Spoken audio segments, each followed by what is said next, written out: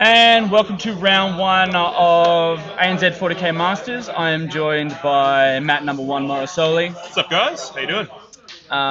We are trialing a few new things from a technology standpoint today. It would be really great if those in the chat could let us know how the audio is today. You will notice no headsets.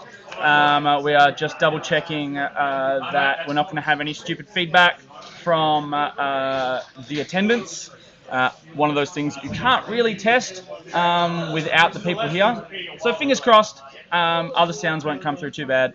But yes, if you could let us know in the chat how things are from an audio perspective, that would be grand. So in this stream, we are going to be covering Adam Camilleri. So Adam normally sits to, well, my right, but on screen your left. I think they call that stage right, or maybe they call that stage left. I don't really know that shit. No idea either. We'll see how we go. So Adam Camilleri is playing Tau.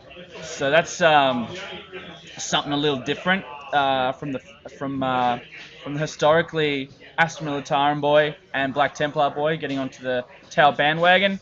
And we have Ben Clarke from New Zealand, who is playing Inari. Yeah, it'll be a very, very interesting list when you compare metas from different countries, I suppose, and seeing what works there. And it'll be interesting to see how it goes over here in a bit of a different sort of pool of lists, I guess. Yeah, for sure. Speaking of the list, let's dive on into some. So if those who want to follow the stream, see the more detailed scores, how everything's going, I'll put the link up multiple times, but if you head to the link that I've just put there, you'll be able to follow turn by turn, who's scoring, every single point and how it's going. So Adam Camilleri, as I said before, is running Tau. The list, once again, if you go on that link, you'll be able to see the army list. But it starts off by saying, a little something from your boy to read out on stream. Let's hope I don't cock this up. Make sure they all know this is my first time as Tau. Fucking fish cow, tuna beef, weirdo looking gill bastards with hooves. Accurate representation. That's my boy, Mr. Camilleri. So he's got a Tau set battalion. That's got a Fireblade as his warlord, Commander Shadow Sun, 3 units of 5 strikes, 2 Riptides, both with heavy burst, SMS, the ATS, and 1 has target lock, 7 shield drones, and 3 high yield SMS broadsides with 6 shield drones. So a few drones there. He then has the Borkan. I'm going with Borkan. He's giving a good Borkan. He'll be Borkan the Zelda, I reckon. Outrider detachment with an ethereal 7 shield drones, and a Yavara with early warning override. And then he has a Sakia, he calls it. I don't even know. Anyway, as a Vanguard detachment, he's got a Fireblade with marker light and then 3 fire sights with marker lights. Is that the cheapest Vanguard you can possibly take? It'd be very close. I reckon it might be, actually. It's the cheapest way to get 4 good marker lights into a list, that's for sure. Yeah, that's at 117 points for that detachment. It's good value, actually. Yeah. I like it. Yes, so you played a bit of Tau in your life? Not in 8th, but yeah, I've dabbled, I suppose. You've dabbled? Played it when Riptide Wing was a big thing. Like to jump around to the power armies. But yeah, look, I think it's a pretty good list. I've got it, look, there's a few...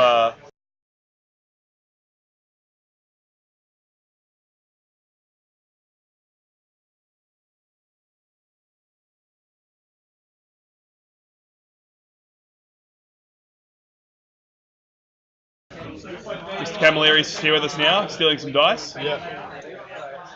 Beautiful.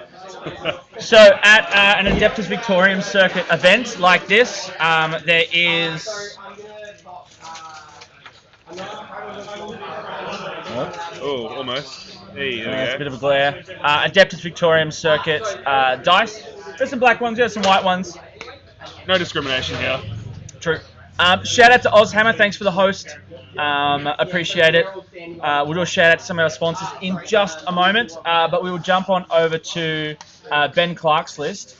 So Ben, I think I'm trying to remember if he won New Zealand Masters or he came second. I'm just going to yell out. 1 second.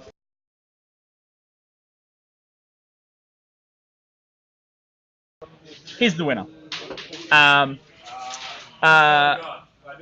Audio just went for about 10 seconds. Yes. Was that when I hit the mute button and yelled out? Or we'll see how we go.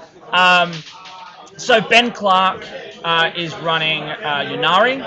He's got an Eldari Alatok battalion with Spirit Seer, 3 units of 5 rangers. Looks like 3 Dark Reapers, 3 Dark Reapers. Then he has an Air Wing Drukhari detachment, which is, surprise, surprise, Cabal of the Blackheart, with Razor Wing, and an Outrider Yunari with Eldrad, Yvrain, and then Samhain Shining Spears, Samhain Wind Riders. So there are 9 Shining Spears, including the Exarch. There are, and then 3 and 3 Scatterlaser Bikes, also same hand, and a big unit of 10 Alatok Dark Reapers.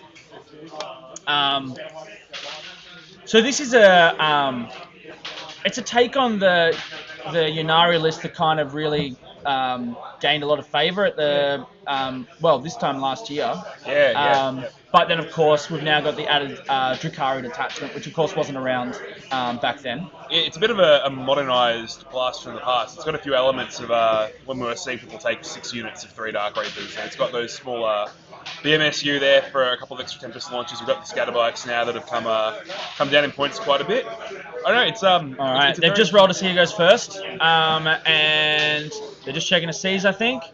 That's all there. No, they're all. So Ben's trying to seize. Looks like Adam is going first.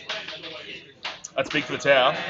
He's big for the tower. I said, look, Phantasm exists, and whatever is sort of within line of sight, he'll be able to hide if he wants to, but the planes aren't moving. Yep. So the interesting thing, I was watching Iron Halo TV, who had a GT event, I think GT event? We're going to go with GT event last weekend in the US of A. Adam and I we commentated from a car park in Australia, a US event. I think we did their round 2. But round 1, they had Skari. So he's a pretty well-known Drukhari player, and he made some interesting comments about what he's seeing around the Cabal of the Blackheart air wings, and he much prefers the Archon and Ravagers, because when those air wings go, you've lost Vect, Yes. whereas it's, with the Ravager scenario, you've still got the Vect, and of course you've got the Archon. Yeah, so look, the Flyers shoot better.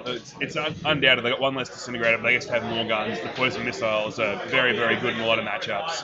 But being able to hide that Archon, who is naturally tough with the 2+ symbol anyway, as well as the character rule, means even if you lose your Ravagers, you still have access to Vect. How much is so in a spear? It'd be a spearhead detachment that you take the 3 Ravagers and Vect. You can still get 1 or is it 2 Flyers in that detachment? I believe it's just 1. I believe you can get 2 in battalions. Okay. Yep. So I mean, you don't necessarily Have to sacrifice one or the other. one or the other. But and look, obviously Ravagers are the tits. Yeah, they're great. On the stream, you will see some shiny new toys. So we have on the table these pretty objectives spread across. So they are 3 inches in diameter. Radius. And so basically, if you're on it, you are on it. So you'll notice that the I'm pretty sure that's the Yvara. Yes, Yvara. This guy here. We know that he is within 3 inches of that objective because he is touching that marker. So we've seen them at a couple of events in the UK. Saw them at CanCon. Someone made them out of cardboard cutouts of the back of some boxes. Nice. The Godhammer gaming lads have, I believe, used laminated circles for quite some time. So these are made from the same material that you would see like the FLG mats. So it's the mouse pad kind of material. So they're really light. They will pretty much stick to the table. So as far as, you know, classic realm, these are all boards, but the classic realm of battle with the slopey hill bits, these will stick to those, so you won't have to worry about that. It is a classic problem when your objective ends up halfway down a hill and moves about 6 times during the game. Oh, you got some horrible stories about that one, don't you? Oh, I got some terrible stories. We won't delve into that. All right. So big shout out to a couple of our sponsors for this event. So big shout out to Knights of Dice. So Knights of Dice assisting us with trophy mount. Do you want to pass us the trophy for the Open? Yep. That's the open one, isn't it? Yeah. So the ANZ40k Open, the winner is receiving a bolt gun. Well, it's a Nerf gun, but they're bolts. Hopefully a Marine player wins it with the new bolter rules. Yeah, true. So Knights of Dice have a stand which it'll be going in, so as you can put this on, still put it on a trophy shelf if you so choose. But of course, the big boy. The big boy. It's heavy. It's heavy. Spin that bad boy around. No, around. Oh, there we go. ANZ40k Masters 2019. Don't lose the darts, motherfucker. Can you fucking... So we have just had Joey Martino decide to steal the gun and shoot us. Yeah. I'm gonna have to put that gun behind the desk. Oh, that's worth it. Yeah, we're gonna lose the bullets. You know what's gonna happen. Alright. All professional here. Yeah, totally All professional. So, as a TO of this event, as well as obviously the streaming component, I will be shooting anyone I disagree with. So, big thanks said to Knights of Dice. $5 if you shoot the table. I'll do it. No. There's a whole area over there that won't impact the game. Come on, it's $5. No. Alright, so Knights of Dice, they do a whole bunch of really cool stuff. They have terrain, so MDF terrain. They have it in a range of different formats. From, I guess, I'd say more detailed terrain to, I believe it's called Tabula Rasa, which is the more budget level terrain, a lot less bells, whistles and details on them. So it really comes down to what it is you're trying to achieve with your immersion on the table. They also do templates and tokens for a number of different gaming systems, and laser cut foam and carry cases and so on that previously known as Laser Touch, if you were aware of that brand and product. I'm a big fan of those cases. They're top notch. You were an early adopter of that, weren't you? You got in ahead of everyone else back in the day. Big shout out to Frontline Gaming Australia. So thanks for them getting on board. So you can get the ITC style terrain as well as the FLG mats through their website. So make sure you head on over to them. And a big shout out to long-standing supporter of the channel, OTP Terrain, who do 3D printing terrain from 6mm up to 32mm. Awesome stuff. And I have a gut feeling that I may actually have an old discount code for OTP terrain that's probably not working anymore that might show up. No, I don't. I did actually remember to... Good job. Yeah, I've done this before. It's my first rodeo. Is it? My first time on stream. The first time not on a table. Well, yeah, behind Yes. behind the camera. All right, so we are in Adam's turn 1. So he's just pretty much moving on up. Bubbling up, like Tao like to do. Trying to make sure that if the shotting spears want to get in there, they're going to have to eat a lot of shooting. Yeah, that is a lot of Overwatch. I'm very concerned about the building sort of Yeah, this one up here. So sort of middle, top left. Josh is going to mark that up now. But it looks like there'll be a few spots the Shining Spears can get into there out of line of sight and really do some damage. But look. Well, it'll assuming this is more than an inch, which it looks like it to me. They don't have flyovers in the charge phase, so they will have to charge around. Yeah, that's it. It looks like there's not too much of a gap there, though. Yeah, potentially. That'll be my biggest concern. Although, look from where he's placed the spears, on the board, I think Adam's going to get to shoot them. To be honest. So that's the big unit of spears here. That is there, yeah. Yep. So there's a good chance you could just demolish the spears turn 1 and not have to overly worry about it. Let's see how the chat's going. So Haycore, which I'm assuming is Hayden Korach, who's from the ANZ40k Cabal, or is it ANZ40 Cabal? Hey, Brew. Hey, Brew. Those guys. They'll be joining us for round 3 this afternoon via Discord. So for you Kiwis out there that want to hear more Kiwis on the stream rather than our horrendous Kiwi accents. Look, we try. I don't know, bro. It's choice. Try. It's choice.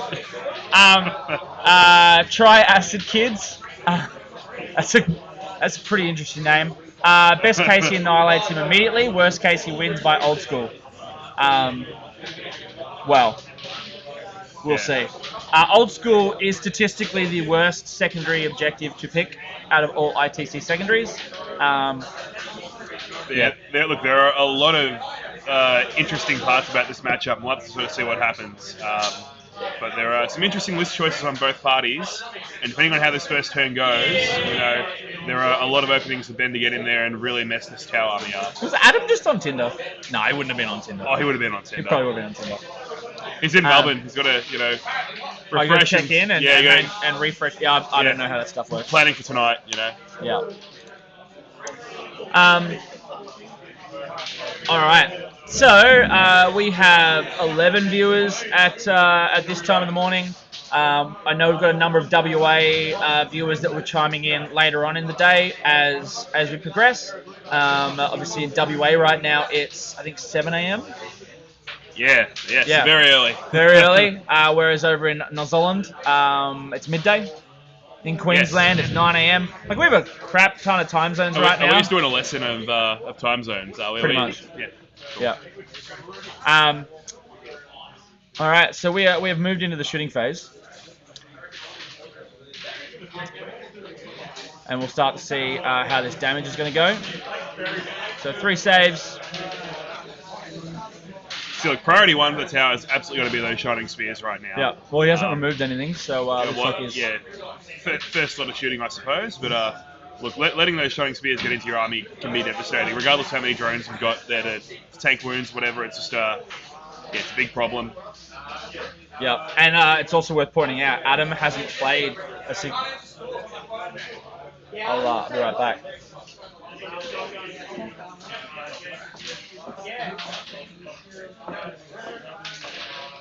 It looks like we're just trying to work out what's going on here, but Adam's rolling some more shots. It looks like these will be the Riptides or the Broadsides. It is hard to tell at the moment.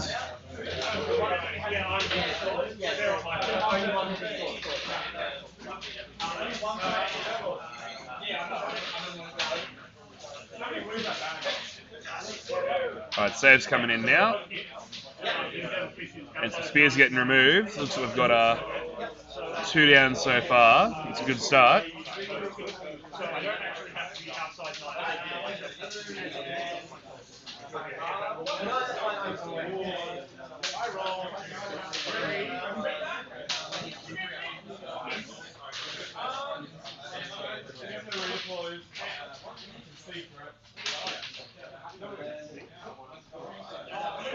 A couple more wounds coming in, a few more saves.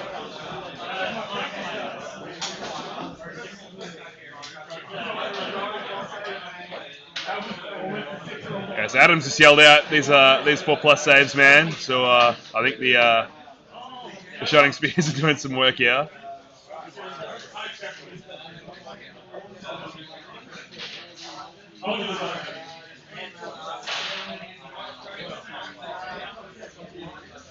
Still only 2 down. This is the 4th volley of shots we got coming in.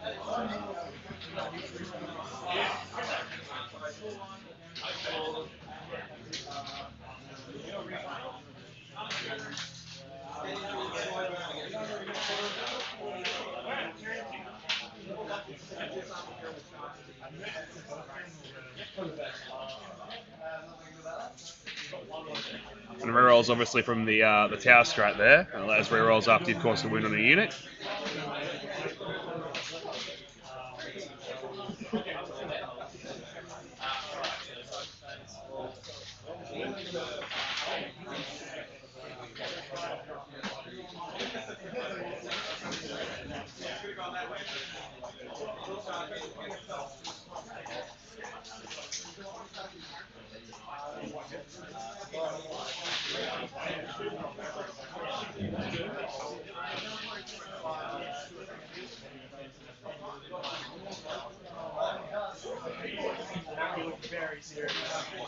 Trying to get what's going on. Yep.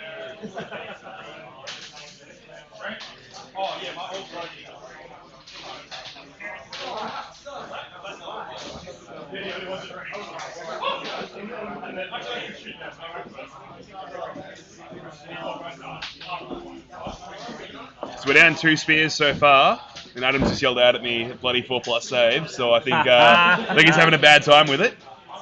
All right. So we're gonna try something we did at CanCon, which I think is fun. Bit of roaming.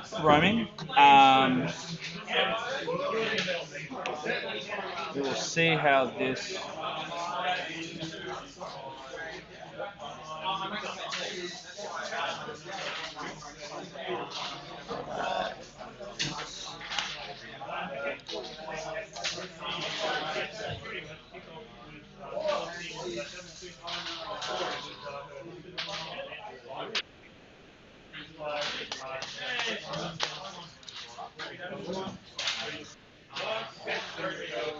All right.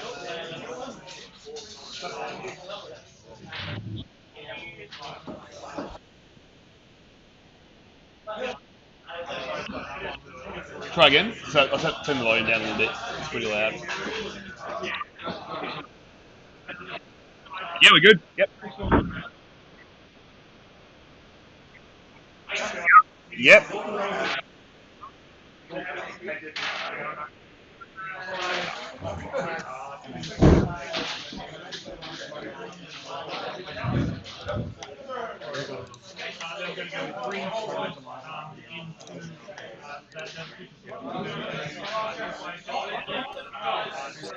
All right, we should be good now. How's it going now? Yep.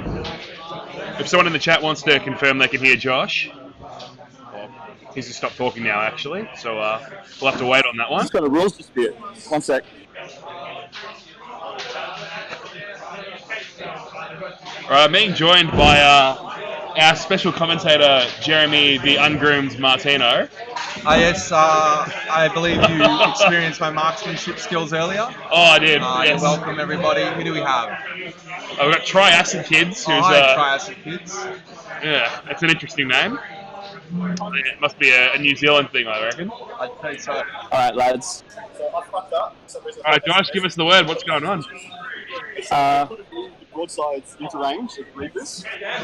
I fucked up, guys. For some reason I thought SMS was 36 inches, so I moved everything to be 36 inches away from the Reapers and the Spears, but it's only 30 inches, and the SMS killed all those Reapers. The only other thing they'll ask for, I paid 2 CP to get rerolls to 1. I'm not going to be able to do that. Yeah, so. All right. So those Reapers have just been put back on the table. They should be gone because basically Adam could have been in range, but that's what happens when you play a list at a Masters event when you've never played it before. Hashtag it's my first time. Hashtag it is my first time. Ladies, if you'd like to know a bit more about my hair, mensatgaming.net. We take private messages. That's about it. I know if they're Who's letting this guy on the chat? So, are there any other games you guys think I should go check out? Look, there's only 8. Let's do a walk around. I reckon. I can Sure. I'm going to check out 8. Alright. So the other, so we've got a number of Kiwis on the chat. So I thought we might have a look at the table 2. We've got Dean Sidney Spinbeck from Blog for the Blood God, Adeptus Victorium, the Eightfold Path. I think he's probably at this point got a few more titles than me now. So he's playing again. Diffie 2.0. Dean's playing Deathwatch against Josh Hill from New Zealand, who's playing Drukhari. Looks like I'd have to double check the list, but I'm fairly confident it's a Prophet of the Flesh, Talos, and Grotesques. I can just tell by the sheer fact of the unit selections. We have a Cabal of the Blackheart spearhead with 3 Ravagers and an Archon at the back of the table. And a plane, like we discussed earlier. One plane, which I'm assuming Cabal of the Blackheart, based on what I'm looking at here. And I'm looking at the table. It looks like it's they're playing Hammer and Anvil, and Josh looks like he's gone first because that's how it goes. So Martino's a well-versed now Deathwatch player. Have you seen Dean's list? I've had a brief look at it. The models are pretty familiar, aren't they? Yeah, they look like they've had a bit of a trial of glory lately. Have they got some squad markings on them yet? Have they got squad markings on? Yeah. There's still a bit of demon splatter all over them. Yeah, look, I noticed he doesn't have a unit of 13 Deathwatch vets. You know, at least someone here is playing by the rules. Okay. Alright. So I'll leave that one there. Napier's looking pretty sad and sorry on table number 3. Sorry, what's going on there? So Napier is playing against Christopher Wright. So SA versus New South Wales. Napier is running what? 1, 2, 3, 4, 5, 6, 7, 8, 9 Devilfish, I think. 9 Devilfish. And I'm assuming just strikes inside.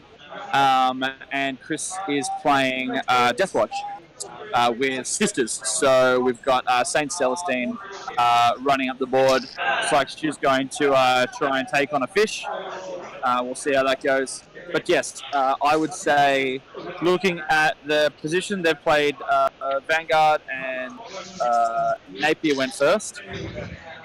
And I'm just trying to see if there's any clear casualty. It doesn't look that. Doesn't look so. So it could have been a fairly inefficient first turn. Napier's going to be able to get his turn 6 in.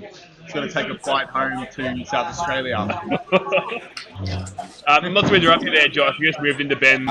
So there's one thing that that Venoms don't do very well at killing. And Simon had to play it round 1. Tough. Simon's a player, so we'll come back. Those knights are really, really in the lines of Simon. So Simon from Godhammer. We'll be having the Godhammer lads. Dadhammer. Eric, the man, the myth, the legend, Lothuris, and Hayden, the degenerate Walduck. Streaming with us on round 4. So on table 6, we have 2 Vic lads. We have Dave Imana versus Tristan Bone. So Dave's playing his Prophet of the Flesh, and he's getting boned by Tristan Bone by the sound of it. Yeah, it's looking pretty brutal. Then on table 7, we have a very interesting matchup. So Kieran Howard is running double fortifications, the big macro cannons, I think they are. Aquila strong points versus double shadow sword. So that's pretty much whoever goes first kills one of them at least. So he just killed it. Anna Castellan So what So the sorry? What killed what? The Castellan and the Strong Points managed to kill one of the Shadow turn 1 because Kieran went first. And yeah, we'll see how that goes. The power of But, frosted tips. The power of frosted tips. yeah. On table Hey man, yours are frosted. 8. Table 8, we have one of my favourite lists of probably all time. It is Liam Hackett's 30 Meganobs and 100 Rots and a couple of characters. I think there's 3 Shock Attack guns, 3 Weird Boys, and 2 War Bosses, and then Rots and Meganobs. He's playing Anthony Ellison from WA, who's playing Tau. So I think one of the things matchup is basically Tau got to go first, which looks like they didn't. But if the Tau got to go first, I think Liam was concerned that Anthony may be able to take one out of each of the units. The terrain was it's a good spread terrain, but trying to hide 30 Meganob is not easy. Ask, yeah.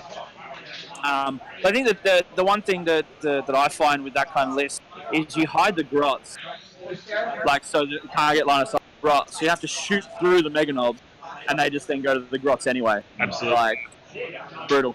And that is the Masters tables. I'll come on back and get this guy out of my chair. Ladies, it was a pleasure. We will have live music from Jeremy Martino later on tonight. Some 9 Inch Nails covers from his 9 Inch Nails cover band. Join us, at 9 o'clock tonight for that. It'd be great. Horrendous. Yep, so we just, Ben's moved his flyers up. It looks like the entire unit of Shining Spears was evaporated, so good work on Adam on that one. And he's just sort of getting stuck into some shooting now. Yes, so turn 1, we've seen obviously kill 1 and hold 1 from Mr. Camilleri. He's also got 1 point for Mark for Death. Presume the Spears, I'd imagine. The Spears, Yep. which puts Adam on 3, and they're updating their CP like good little boys. So that scorecard on the bottom right-hand side, which is basically live linked to the Down Under Network scorecards. We don't have to touch anything. Beautiful. It is pretty good, and as I said before, if you are on a stream and you want to see more detailed scores of either this game or any game, you'll be able to find it on Down Under Pairings. Here's a link to this game. You able to see the lists, you able to see the results as they're occurring, and yeah. Good stuff. All right, so the trip planes, they're going to come up. How much damage do you reckon they're going to be able to do against the tower line? So look, few drones. we can see a few drones are gone. missing. Now, what's interesting about Adam's list here is that 14 of the drones are Borkan, and they belong to the Yavara. There's only 7 that belongs to the tower sets. So, if I was Ben, I'd be focusing down those 7 There's drones. also some shield I believe drones. there's a few that belong to the broadsides, So maybe? there's 6 at the broadside. Okay, so there's 13, sorry, okay. 13 in total at the Tau set. And yeah, there's then 14 Okay, that's my mistake. for a good Borkin time. Yeah, look, well, in that case, right, you'd be shooting the book arm ones, because that Yavara is absolutely going to mess those planes up if it gets close to you. Yeah. That flame is pretty strong. It looks like a lot of the drones at the front have been deleted, though, so Ben's making his way through those shield drones that are up there. It'll be interesting to see how much damage he actually does, but realistically, none of Adam's damage is going to get removed on turn 1, I don't think. Yeah, I agree. He'll get rid of some. Look, I reckon there's a good chance there won't be too many drones left by the end of the first turn. But yeah, it's the razor-wing poison missiles do quite well against them. They wound on 2, so you get a few shots through. They're reasonably accurate. You get some damage in. Interesting to note.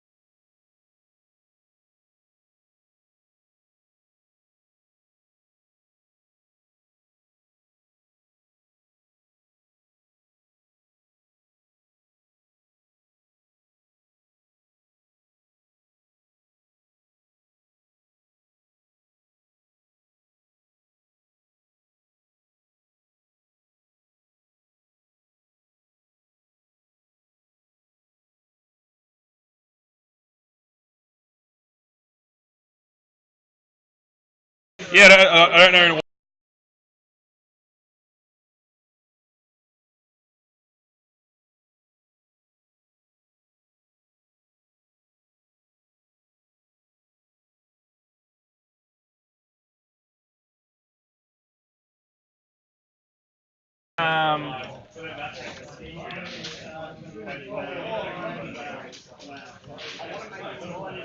Bit of spruiking on the Facebook pages and groups.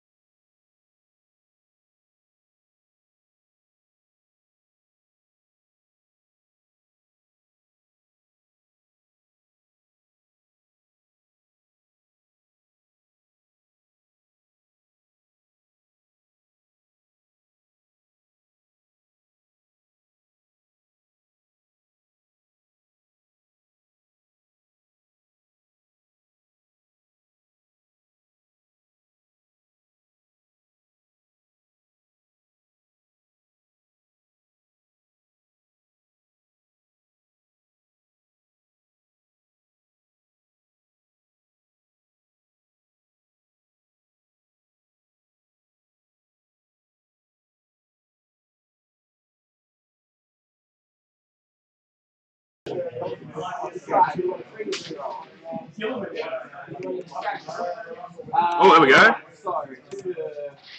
Welcome back to us. Checking which.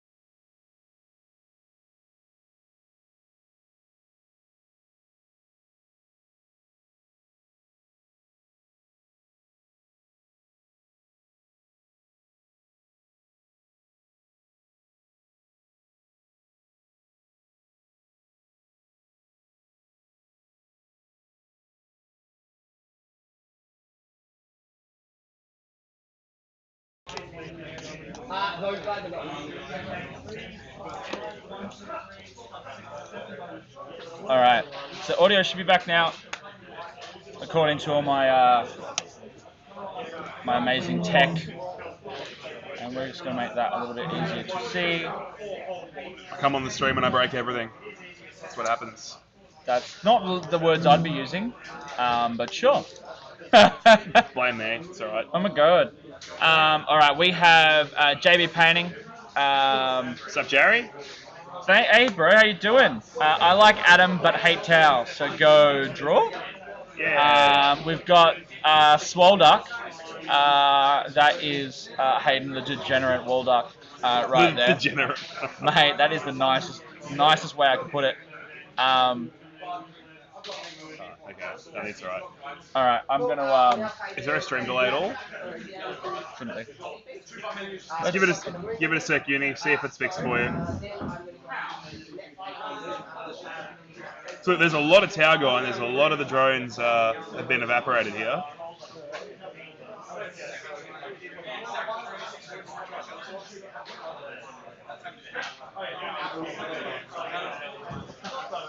So I'm just going to test the sound on Twitch.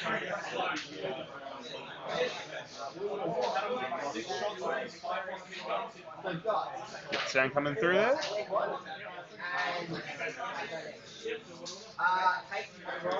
We do, Jared, but unfortunately we have the upstairs area at House of War that's half fixed, half cleaned out.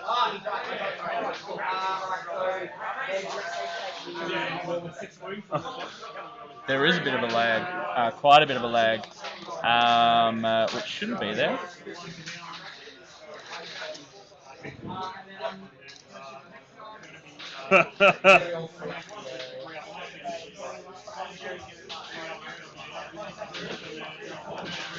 So let's. You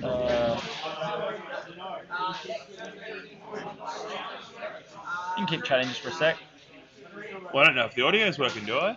Yeah, you're good. We're good? Yes, I've rubbed one out to Josh's beard. Yes, absolutely. That's interesting. Well, that's what chat's asking. I'm answering the hard questions that people want to hear. Mate, that's brutal. ITC mission changes. I haven't played them yet, so I don't know. We're not using them here this weekend because, of course, they were released just prior to the event. Last week, week and a half ago, I don't know, yeah, last couple of weeks. Yeah, I think variety's good. The old ones are getting a bit stale, but I suppose when you play them, over and over again for a full year, things get a bit stale, so might bring a bit of new life into it for this year, which would be good.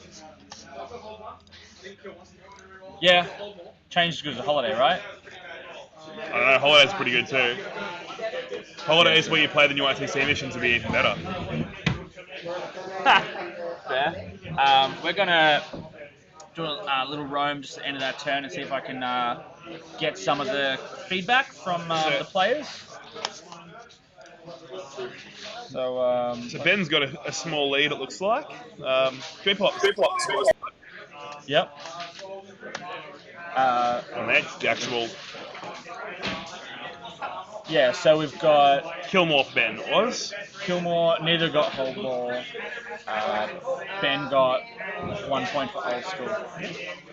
So it's up by 1. So it's interesting that he's taken Headhunter because he'll be really looking to really push in and kill those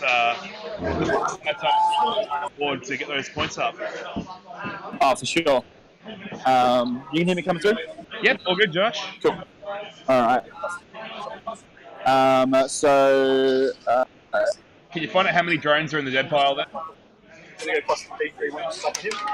We have 2, 4, 6, 7. 2, 4, 6, 7. So we have 7 green drones and 7 red drones. I would suggest, by the fact that the Yavara is up the table by itself, that would suggest that the Balkan drones were the 14 that died. Yep. So yeah, Ben just solid out those drones.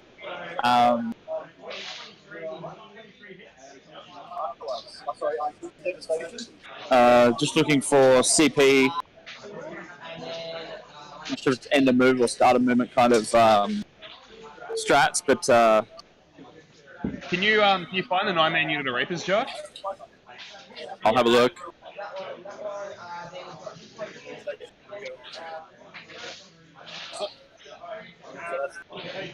They're on that back objective? Yeah, cool.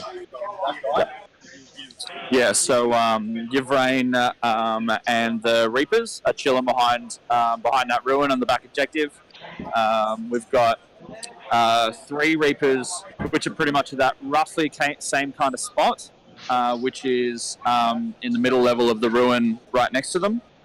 And just checking if I can see where the other 3-man is.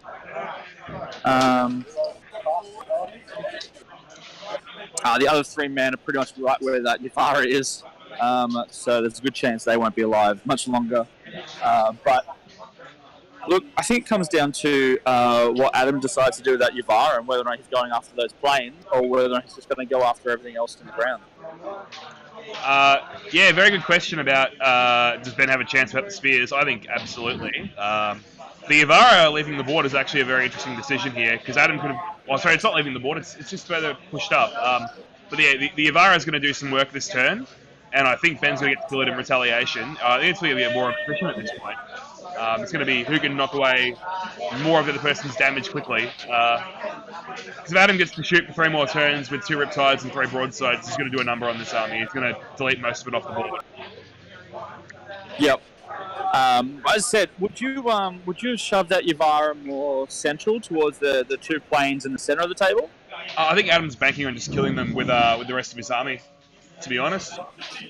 Okay. I think if you remove the 3 planes this turn, that's enough damage. You could. Mate, how many armies out there can just say, if I just remove the 3 planes? I don't know, 6 Smites does pretty good at it. T-Sun Smites. Yeah, boy. Alright. The Razor Wings aren't really hard to kill though. They only have a 4+ save. They're 10 wounds each. They're not that tough. What shooting are we rolling up here? So 7 wounds.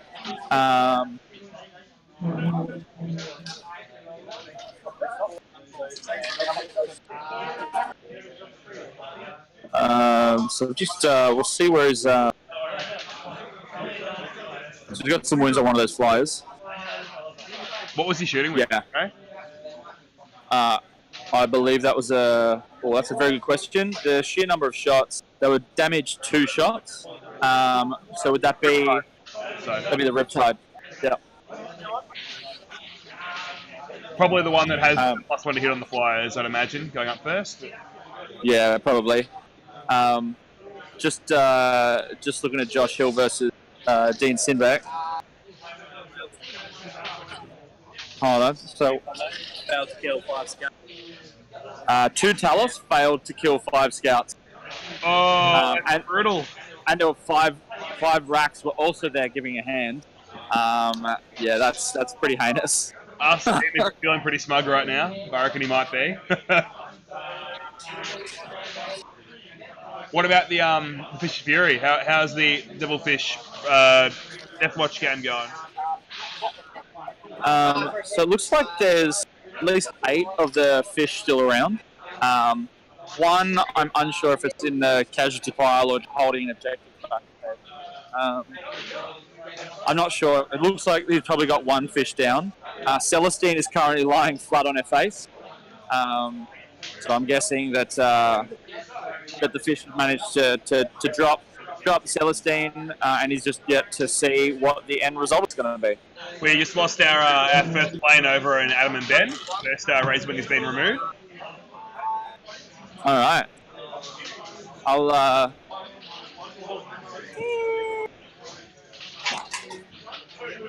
Sorry, just making funny sound effect noises because that's what you do. And over here, looking at Pete versus Clarke. Pete very sadly removed his Land Raider before. He gave me a very pouty look. Yeah. Sorry, does Celestine count as a kill once it dies and then gets back up? No, only the second time. It says instead of being removed, it said kill. Yeah. So Pete's got a number of Centurions and a banner, and Gilliman kind of just in the center of the table. And we're looking.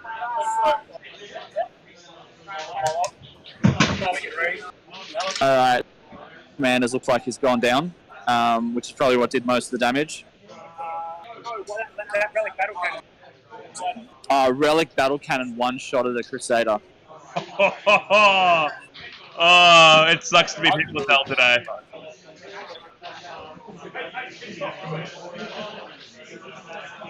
Adam's got the WTF hands going on here. I'm not too sure what's going on, but he doesn't look too happy. We've just got Josh intervening with some rules questions before we get back to the Around the Grounds update. So I'm very keen to see how Simon and Oliver is going. Simon with his 12 Venoms against 3 Knights. What do we think, guys? Who's going to pull this one out? I was thinking that Ben probably had it on paper, but after losing the Spears, it's going to be a very tough one for him.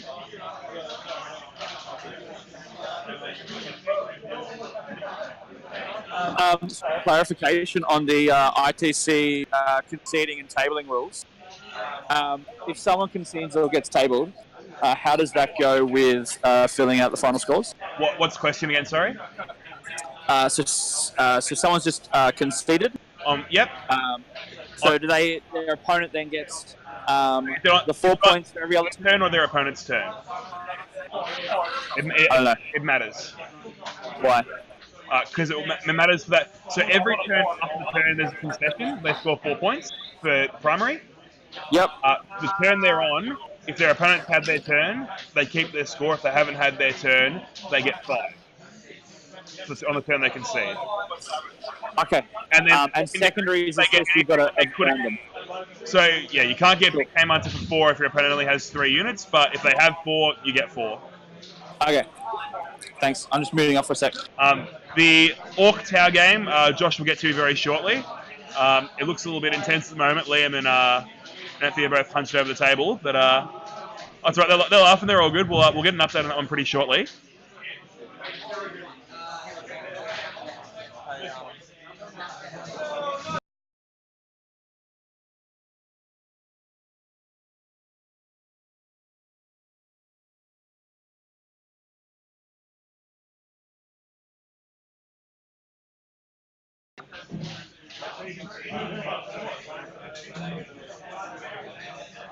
There's Adam breaking our terrain. What a potato. Josh, the chat's asking for an update on the Mega Knob game. He's not listening to me. All good.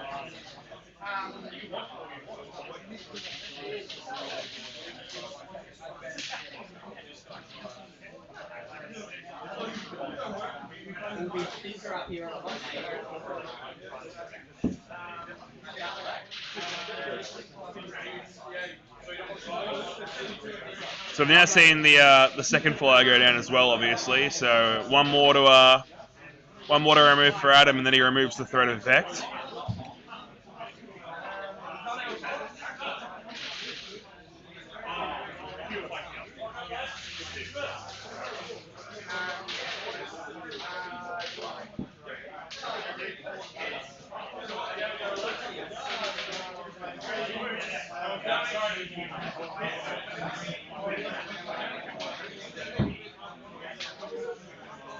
And it looks like there's still more to come from Adam, so he's not done shooting yet.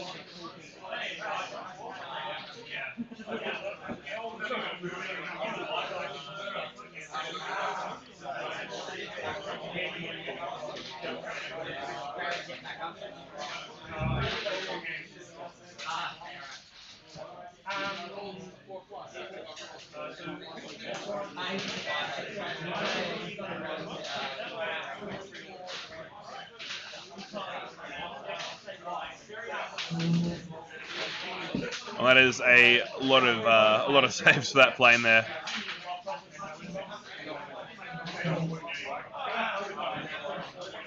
The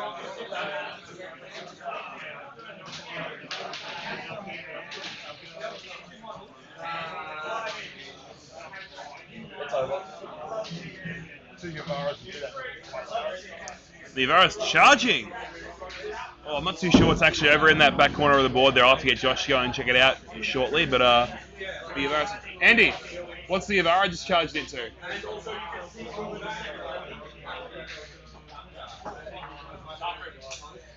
Oh, it makes the charge on a unit of Dark Reapers. That's, I suppose, just more stuff that Ben's not going to be shooting back. I think it's looking pretty tough for him at this point. There's a lot of his damage has been removed, and there's a unit of Dark Reapers that won't be shooting next turn. He's just... Yavara's just charged and didn't realise Eldrad was behind so he can intervene. Oh, yeah, that's right. Eldrad's a bitch. It's all good. How'd your game go, Andy? Not well. It lasted half an hour. That's what happens when you bring white scars to a knife fight. It's alright, I'm Gumbying. I'm not actually that terrible. We're getting some calls for an update on the Liam game, but you were just there, so... Sorry, I'm out. Everyone wants to know how the Meganob army's doing. The main concern or the rules question that Yep. wasn't even really a rules question. Oh, you got called over there. I assumed it was, but It was to do with wrapping a model and whether or not a model was wrapped. One of the models was definitely wrapped, and that was an easy one, a relatively easy one for me to call on. However, keeping in mind there's a shitload of Tau models, and there's a couple of Riptides with some very long barrels. That's kind of very hard for me to kind of get under and check. But I said one of them was pretty damn clear that, in my opinion, it was wrapped. And the reason why I said that is basically, even though I couldn't get another model down there to check whether I could move between it, obviously with a 25mm base, if you are touching it touching it on two sides, well, technically three sides, but the two sides are relevant, and they are not directly parallel with each other, they are slightly downs, then you logically can't physically move it through. So that one was locked. The other one was very hard for me to judge because, unfortunately, the debate was due to getting in base contact and the way there was a hill. There was no way of not bumping that model. yeah, right. And so the model was now bumped. And so it wasn't in the position that it started with. And I, as a TO, there's not much I can... Gotta go by what's there, I suppose. Yeah, and so... Very important to clarify this sort of thing when you do it. So yeah, we lost 2 planes that turn. The Yavara made a charge on the Dark Reapers and Eldrad. Yep. Looks like not too much actually happened there. The Yavara's a bit of a punk in combat anyway. I think he's just going for distance at that point. Yep. Well, look, Ben's got a lot of work to do this turn. So we've just got the one plane left. Now, The one plane. Yep. Now, is that plane this one, or was it one of these? It was the one there. Okay, so the Yavara killed that one? Yes. And then between the Riptides and the Broadsides, they killed the that other one? Yep, and some Wind Riders. Okay, are all the Wind Riders gone? I believe so. I can't see them anymore, unless they've been moved already by Ben, but I believe they're all gone. Yeah, I can't see them either. Napier's, I don't think, happy. It looks like he's probably not doing so great against Christopher Wright. Master Strider, morning, mate. Welcome to the chat. G'day, bro. ANZ40k Ball says Eldrad's going to mess the Yavara up. Oh, don't think that went too well, mate. The Yavara is still standing there. Yeah. I think the Yavara is going to mess Eldrad up next turn, to be honest. That'd be sad. A sad. Oh, look, there's 9 Dark Reapers there. They'll shoot. They'll kill that Yavara. Well, obviously, Yavara, a single solo model, ain't wrapping shit. So they're just, whatever it was actually in combat with, it's just fallen back. And then they're going to unload with probably, roughly, 10 Dark Reapers, assuming they're all still there. I think the big unit's all still alive, yeah. You've Reigns. So Cat Lady is here now. So Cat Lady's come around. She was back there. I believe Eldrad's back there as well. So, look, you could just smite that guy out. Probably. Oh, no, they got a lot of wounds, man. It's not a no Smite, thousands. smite, and Oh, yeah. The executioner. no, execution is on its own good against infantry. Okay. It's the Yanari smite, but you want to save Yvrain's second power for soul burst. Yeah, probably. Danger Rod, I believe, is Danger Rod our first from WA this morning? I don't know who Danger Rod is, to be honest. Danger Rod is Rod from WA. He is. Is he friends with Danger Dave? He writes for OBSEC. Cool. I think, assuming I'm getting this right, I'm probably getting it horribly wrong. I've just probably confused him with some random person. If The not, other you've thing just is- given him a lot of credit. Yeah, So, yeah. great job, Rod. Well done. Inanimate carbon Rod. Excuse me, lads. Jeremy. You and Jeremy. I got all mine. Yeah.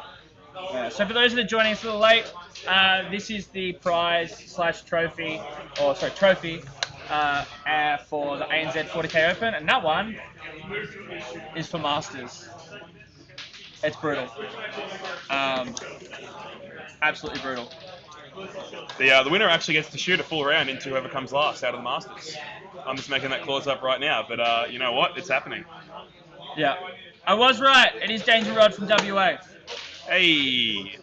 But that's convenient because it's his handle on the OBSEC blog, so Well, look. makes it a little easier. Also, NZ40 Cabal is fairly obviously from NZ, but is also from the podcast. I guess the question is, which of the NZ40 Cabal is present? I don't think it's Hayden, because I believe Hayden is in here as Hayden. Yeah. We'll see. We'll see if they chime in and say which one is in attendance. Big shout out once again to our sponsors, Knights of Dice, Frontline Gaming Australia, and Oatspeed Terrain.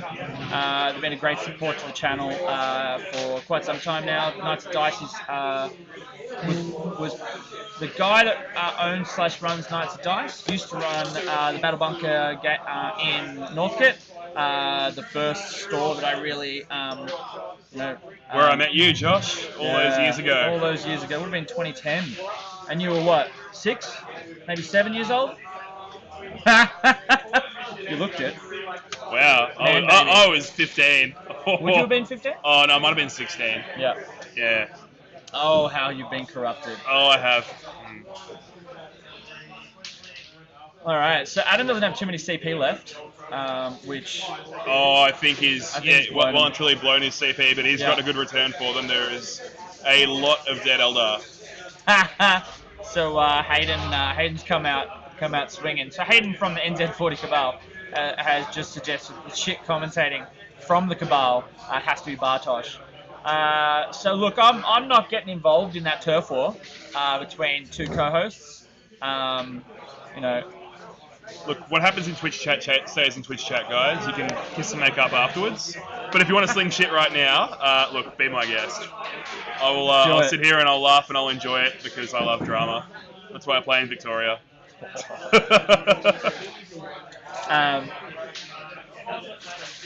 So we're in the bottom of turn 2.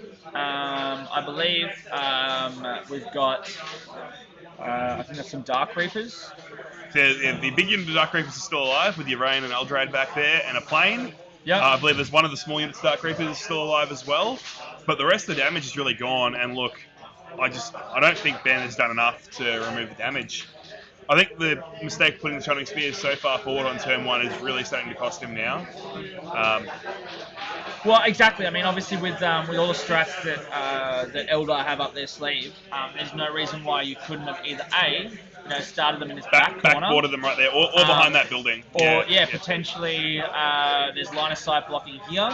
Sorry, it's Vanguard. So he could have been behind that. So could have gone there. I mean, there's still a few models to hide, but you're right. There is Phantasm to get that pre-move. Well, even when he knew he was going second, Phantasm them away to not get shot out. Because look, they were really, honestly, they were sitting there with their their spears in the wind. Yep. It's legal in Australia as well, mate. We don't discriminate much. Well, we discriminate lots in this country, I but know. not in that. Yeah. We hate a lot of other people more, I suppose, as a country. I love everyone. I do too. ELE. Really? Everybody love everybody. Mate, you're the YOLO generation. Mate, I started saying yeet, ironically, and now I can't stop.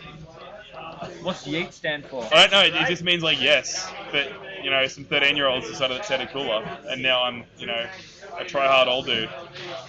Feels bad. Yeah. What's that? 2 years growth? Yeah, actually. It's actually since Tuesday now, mate. I've grown up a little bit. Yeah. Simon does have an interesting list. He's got a horrible round 1 matchup. He's playing the only other like pure knight player here. There's only one pure knight player in the Masters, and Simon got him round 1. The guy was running late as well. Oliver was running late. Simon was getting excited to not play against knights, and then Oliver came in and quashed his dreams. And there are still 3 knights alive. I can see the table from over here. Simon is, he's not killing the knights. Let's have a look at some potential scores. We have live scoring now, don't we? How great is that? We do. Let's find Liam's game. If people have been asking about the knobs. So Liam. So Liam is in turn 2. So turn 1, Anthony got kill 1, kill more, and hold 1. And Liam got hold 1, hold more, and the bonus. So both got the 3 points in primaries. And Liam and they both got 1 point for old school. Yep. So it's an even turn 1. Turn 2 looks like only Liam's had his turn, or had. Yeah, Liam's got kill 1 and hold 1. We haven't seen any points entered yet for Anthony for turn 2. What other scores do we want to look at? We want to look at. Let's look at Simon. They haven't been entering scores. Simon. Well, that's. Apparently, Simon is in a good position. We have our man on the ground. Bearded correspondent. 9 Inch Nails cover boy. Jeremy Marigold Martino. And big shout out to the team at Chapter Tactics, and especially the 40kstats.com for giving us that golden nickname. It hasn't even gotten old in the slightest. It's great. We're good for a full year of this, I reckon. It's going to be great. Sure. As far as results concerned, we've got some scores for Dean Simbeck's game. So let's bring that up. So Dean Simbeck is playing Josh Hill from New Zealand, and so far looks like they're probably partway through turn 2, would be a guess. Dean had a very good turn 1 Dean there. had a good turn 1 of kill 1, kill 1, kill more, hold 1, and Josh didn't kill anything, just got a hold 1 point. But Dean picked up 2 points for Big Game Hunter, 1 point for Recon, and 1 point for Butcher's Bill to take a very commanding lead turn 1. Pete Platel, I think he's having a rough start to the game. However, turn 1 was a very high score. That's a very good turn for Pete. He got kill 1, kill more, hold 1, hold more, and a number of secondary points to take a 6 to 3 point lead. Has he got 4 on? Oh no, that's right. That's the primary. Sorry, just 1 on Headhunter. Sorry. Yeah. That looks like it's just interesting choice of recon for Clarke there. Army isn't particularly mobile. I suppose the Hellhounds are good at getting around, but wouldn't be my first choice for that sort of army. Yeah, but hey, it's what he's. I think it's what he's quite familiar with. Diff, did you get Ben drunk? Not yet. The bar doesn't open for another 4 minutes, but it opens in 4 minutes. So we'll see how quickly we can get him drunk. Well, I think if he loses, he might be a bit more game. So the NZ lads were giving us the lowdown that Ben Clarke doesn't do so great when drunk. Well, I don't know anyone else like that. So the pro strat was pretty much just get him drunk, and that's all she wrote. Well, I don't know. Camilleri's pro strat was shoot him with Tau, and that seemed to work pretty well. I think that's a pretty fair response for us most, Tau. Yeah, Bartosz says he's probably going to need a drink after this game. Look, he is probably going to need a drink after this game, but we'll see. We'll see how he goes. Look, more importantly, when the matchups were published earlier this week, I predicted that everyone on the left of the matchup was going to win. You want to know why you predicted that? No, why? So ANZ40k Masters is a seeded event. Oh, really? So Is one it? plays 16, two plays 15, etc. So when you looked at those scores, everyone on the left was the higher ranked player. Well, look. The ones on the right were the lower ranked players. Oh, well, look. It was almost like I knew that without even looking up the rankings. Yeah. It's just my intrepid knowledge of 40k across continents. So Master Strider says no Mansky. Basically, no. Unfortunately, Mansky had to drop out. There's a number of players that were in the field. This is one of them. He has a wedding this evening that he has to go to. Mansky had to drop out for family reasons. Martino's not playing because I don't know why. He's sitting right there. Reasons. Why are you playing, Jeremy? Reasons. Oh, okay. That's what I said. Have you won a Australian Masters before? Have you won an event in the last year? Have you won an event in the last year? Last 2 years? That doesn't. Nah. I Came second at CanCon though. Second at the largest competitive 40k event in Australia is pretty solid. Losing one game to Eric, the man, the myth, the legend, destroyed a certain first ITC winner in the final round. Oh. Yeah. Let's we don't want to open that can of worms. Let's leave that. Let's leave that. Let that go. Interestingly, on that, the entire squad of ETC players at CanCon only lost to other ETC players. That is a good result. Yeah. So we had Eric, Walduck, and Liam from WA. Queensland. So Queensland, sorry. We had yourself, Martino, and Andy. That was it for. Andy is our coach, but same result. Only lost to ETC players. Yeah. So 6 players in the field who only lost to each other. Yep. Which, hey, pretty impressive. And all finished in the pointy end. How's our other Kiwi doing? Currently behind, but look, there's a lot of stuff left for for that. There's a lot of stuff left on the board for him. Yeah, I wouldn't count him out just yet. So just entering some scores.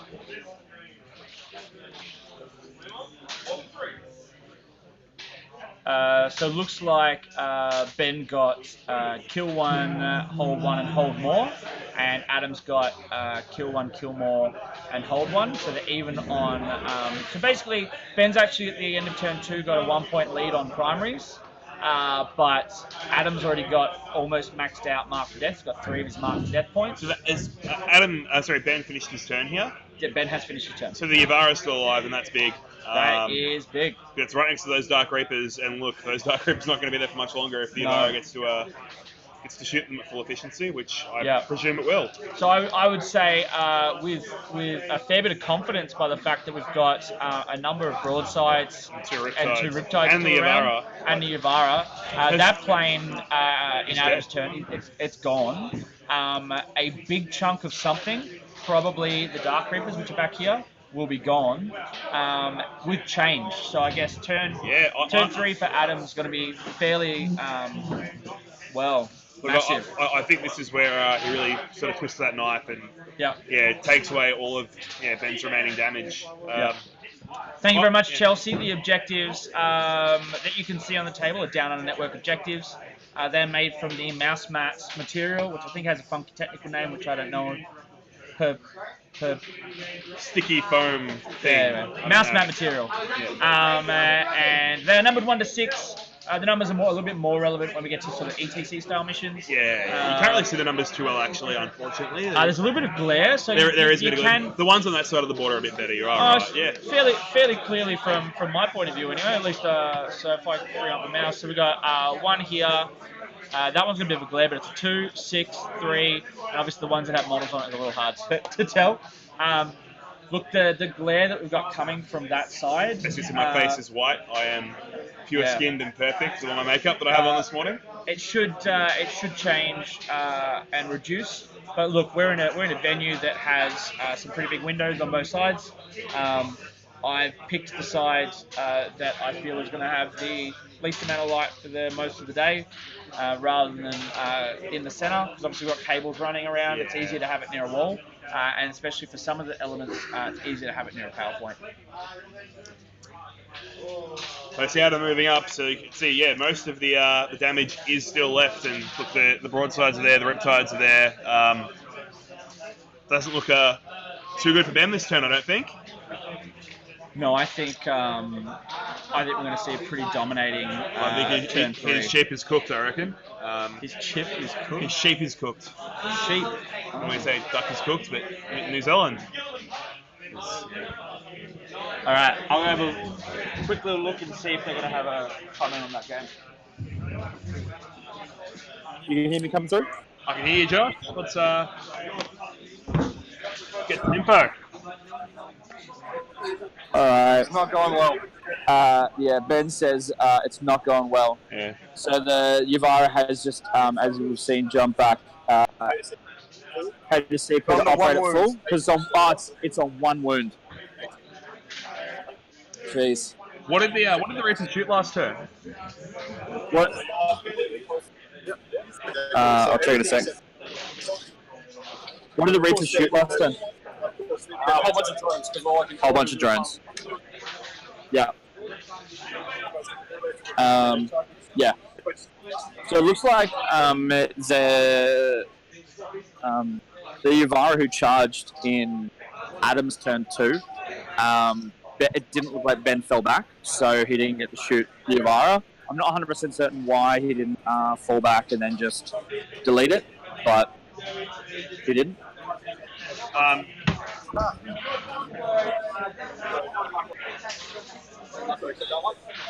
We're getting some Ultimate Roving Queensland updates. Which one you want to know? The Queensland players, both of them. Simon and... Both of them? Yeah, sure. Well, while I'm here, we've got the other New Zealand versus Dean Sinbeck game. So 2 of the Talos are gone. So those 2 Talos that charged the 5 scouts and didn't get them done, those scouts fell back, and then they demolished them. Looks like Josh's Grotesques are about to charge into the Death Watch. Alright. 1, 2, 3, 4. So St. Celestine is back up and running against Napier versus Chris Wright. And there's a lot of Death Watch roaming around in the lines. It doesn't look like there's too many Death Watch casualties. And we've got 1, 2, 3, 4, 5, 6. There's 8 bigs still around. Pete is versus Matt Clegg. Still rocking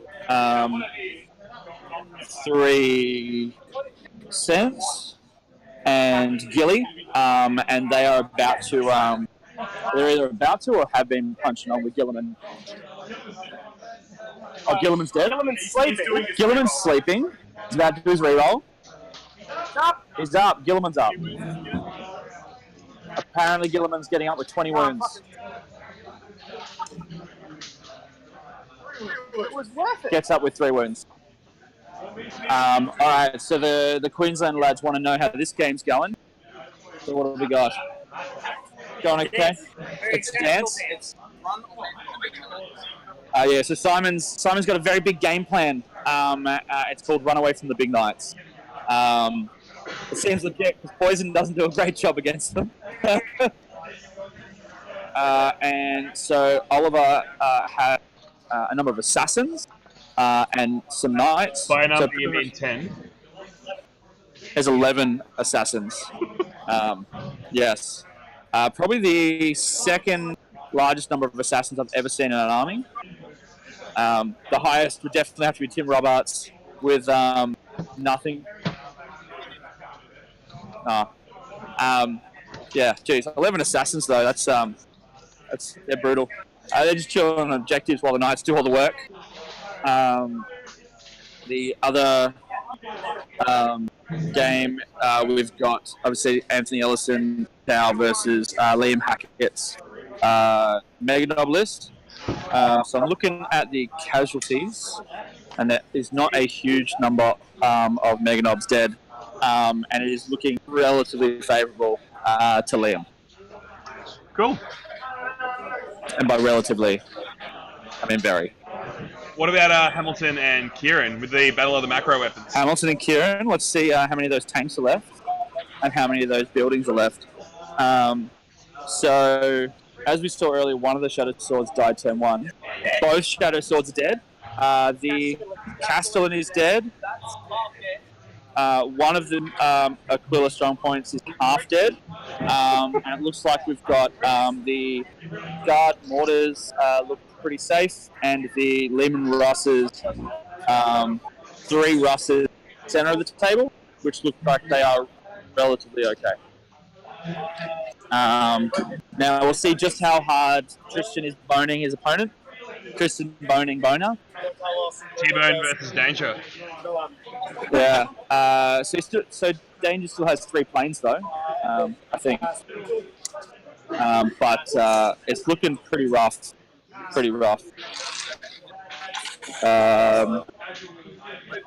What game have I missed? No, that is all the Masters games. Are there any open games you might want me to check out? Let me just pull up the pairings and I'll see if there's anything that takes my fancy. Let's do a trainer game versus... Big Bugs versus Big Knights.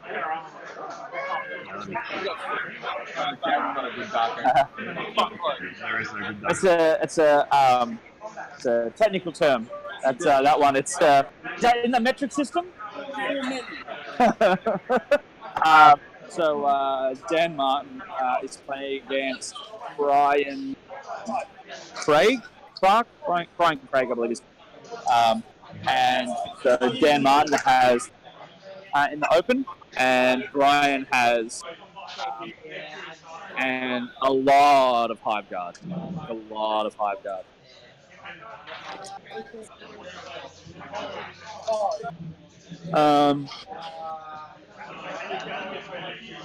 Yeah, so I think Jesus, yes. Jesus is here. Yep. You're going to hell. Guide for your sins. So guys, hot tip, Adam Napier always plays which that he lost to. So that means he's going to be playing Deathwatch at Paracon. Sean Hogan, we're getting some orcs.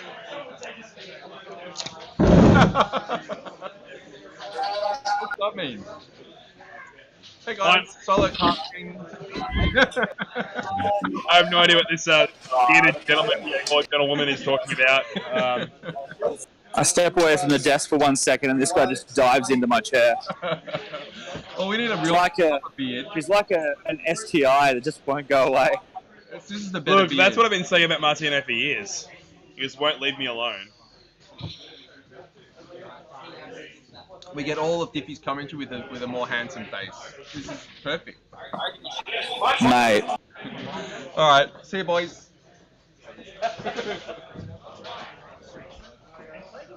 That was interesting. Alright, I apologise to our audience. Master Strider says cameo from Jesus. Yes. Yeah, that seems legit. Yeah. He turns water into not playing practice games.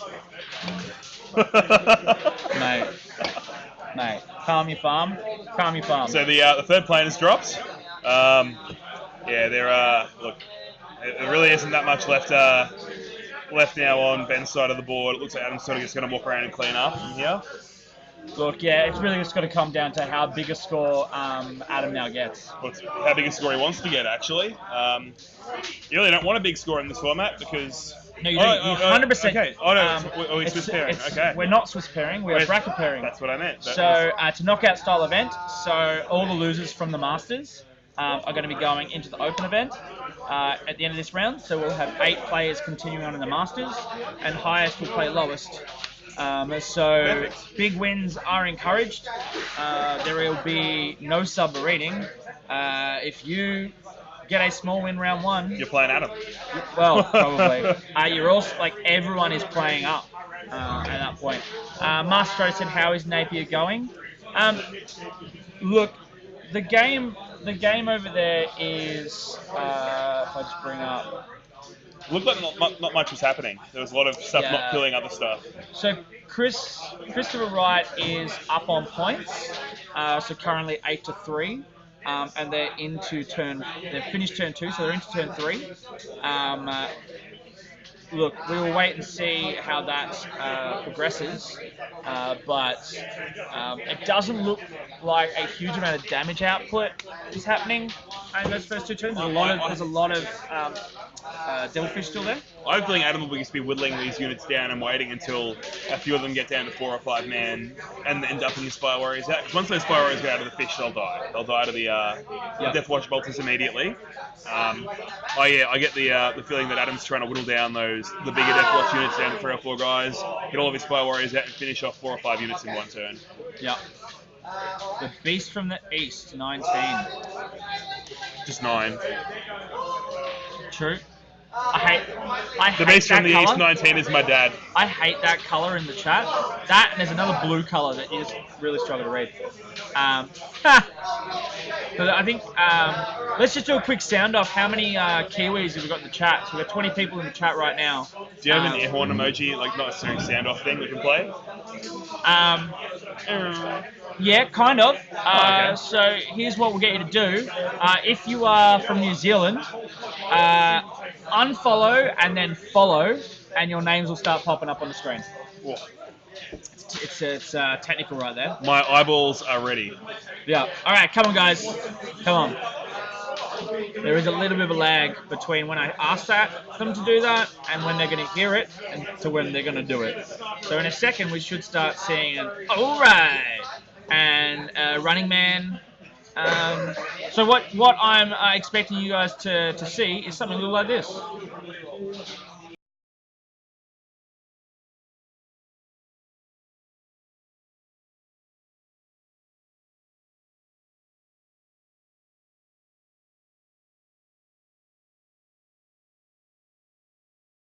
That we have.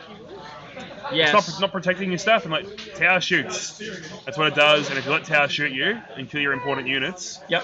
your units aren't going to be there anymore. I think the 2 main things that I saw, and look, he may have a counterpoint to my second point, but the first point was, yes, not protecting those Shining Spears was brutal. The other mistake, in my opinion, from what I could see,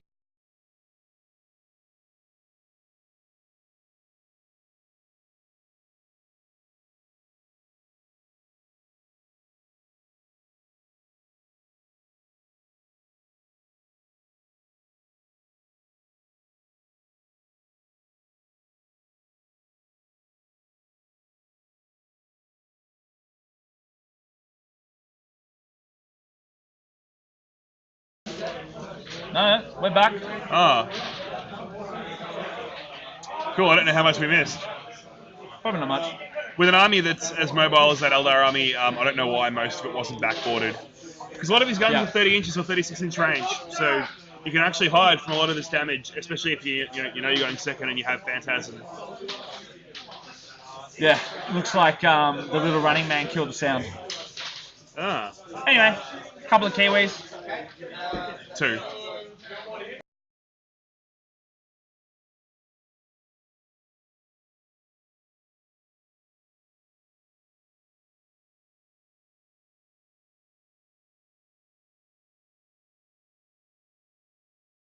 Second. Yeah. Okay. Alright, I might have to turn off the widgets. Do a bit of investigating. Pretty frustrating, I won't lie. Is that a new problem? could be the fact that the sound that's coming through the heads through the new system. We will, for the time being, turn off the alert box. That's probably our best bet. There you go. Alert box is off. That won't happen again. All right.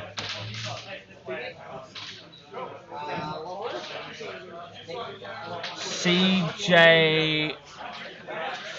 Chris Lamacchia? Oh, there we go. Maybe? I don't know. That probably makes sense. I reckon that'd be Chris.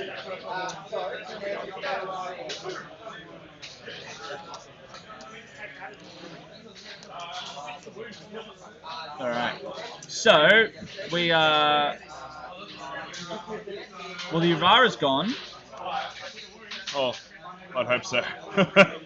Yeah. As I said, he only had one wound left. Basically, Adam used the CP to effectively let it act on its highest profile, yeah. highest bracket, which let him jump the Yavara over.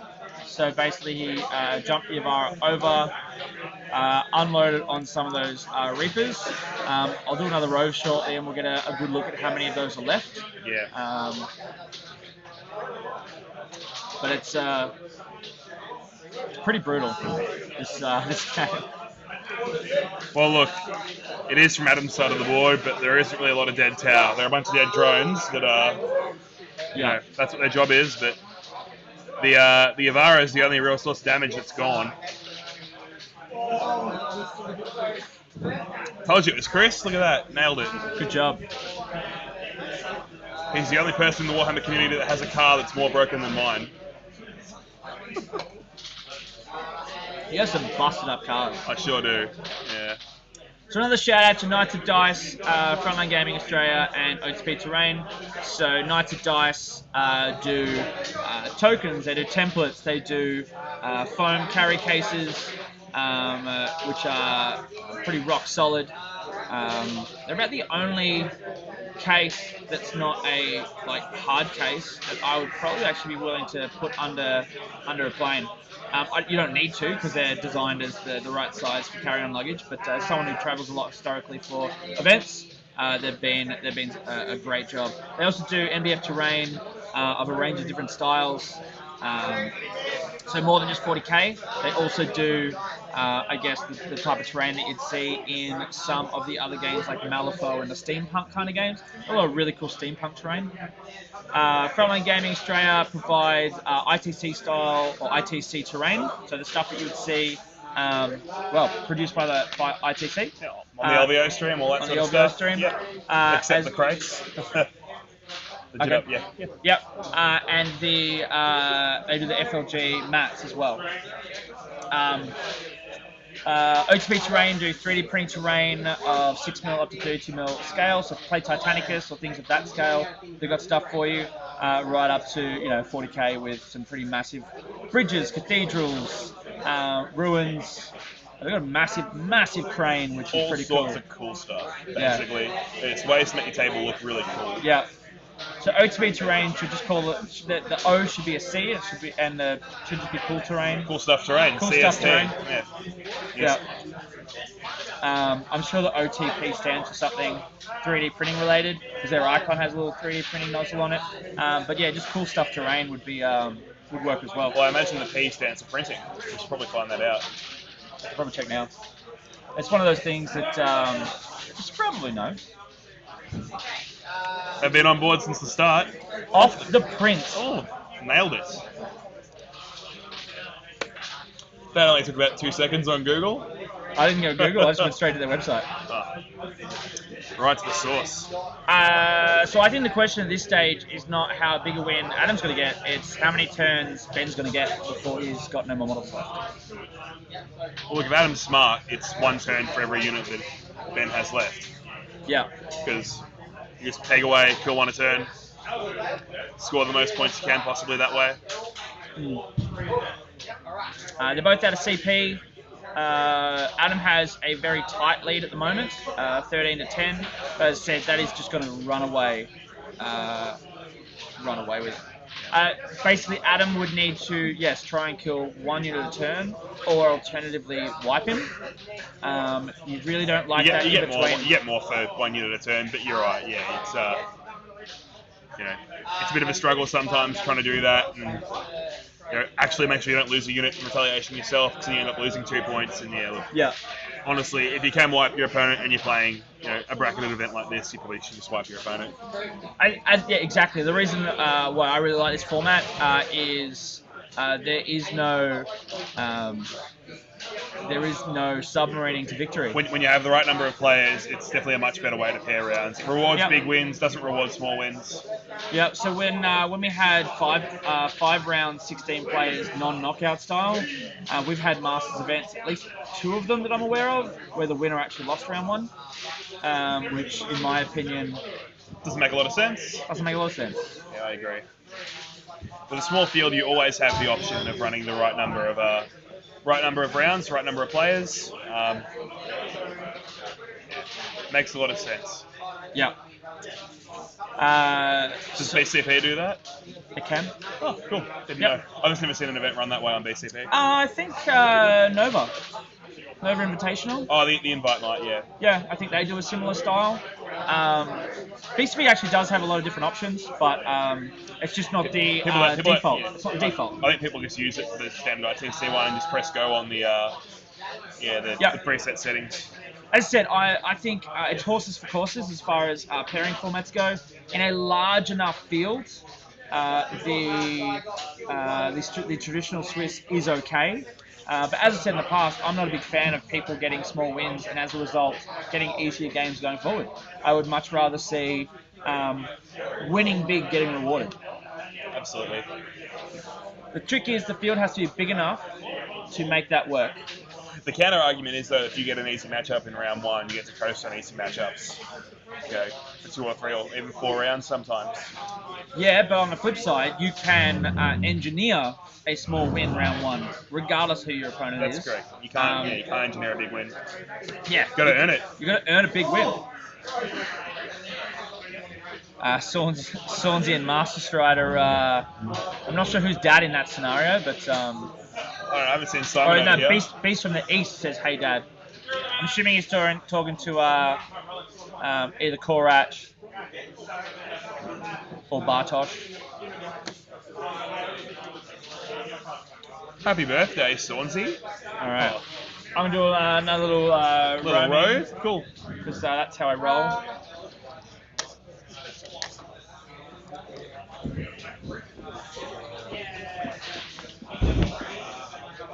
Let's find out what's going on. You can hear me? Your turn, Josh. Alright, so just looking at Simon's game, there's only 2 knights left. So he's actually managed to kill a knight, but keeping in mind, he did have the Ravages as well, which I'm assuming what got the job done. The Ravages, they what killed one? Yeah.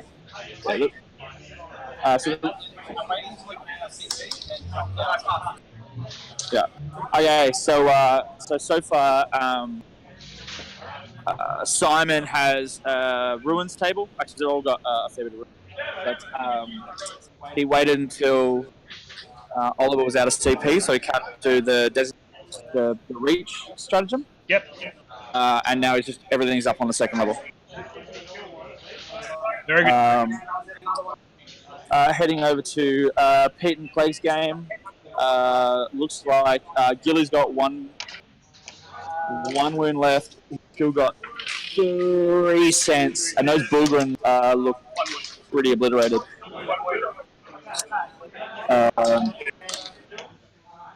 The Tau and the Mega Nob list, so Anthony Ellison versus Liam Hackett, looks like we've got all 30 Mega Nobs. How many left? 2, 4, 6, 8, 10, 12, 14, 16, 18, 20, 22 Mega Nobs left by the looks of it. Pretty much in the Tau lines, and the Tau have pretty much fallen back. So we've got 3.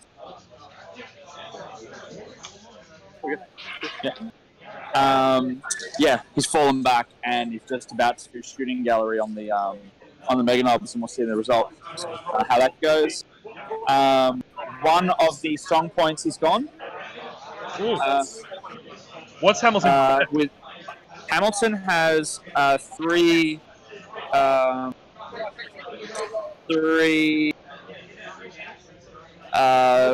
don't know if they're Lehman Russ.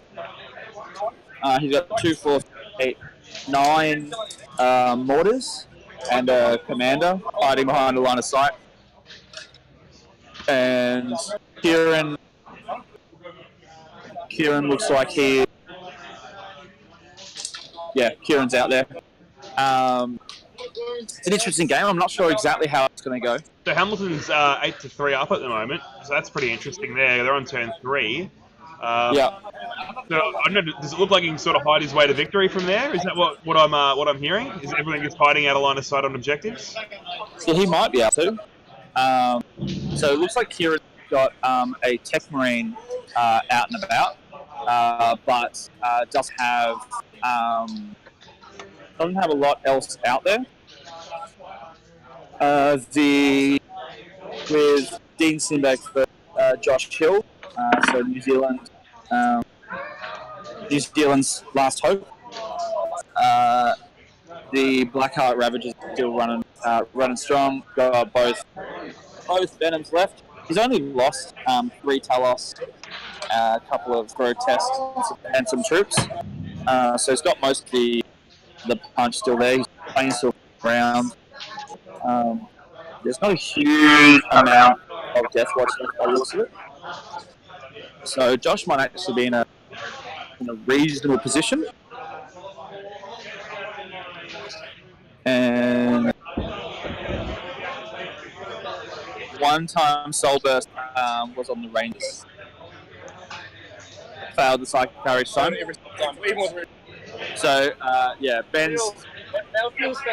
Ben's failed to cast Soul Burst the first 3 turns, even with rerolls. Oh, that's unfortunate. It's brutal. It's brutal. One time it goes off. Yeah, Rangers. Yeah. Ben's got Cat Lady, 5 Rangers, and 2 Spirit Seers left. And Adam's definitely got enough left to bank it.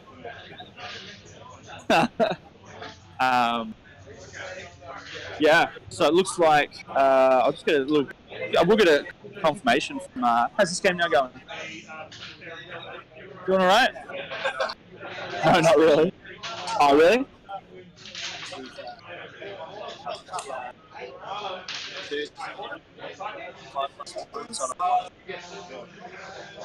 $16. 16 dice looking for 5s, 13 5s on Overwatch.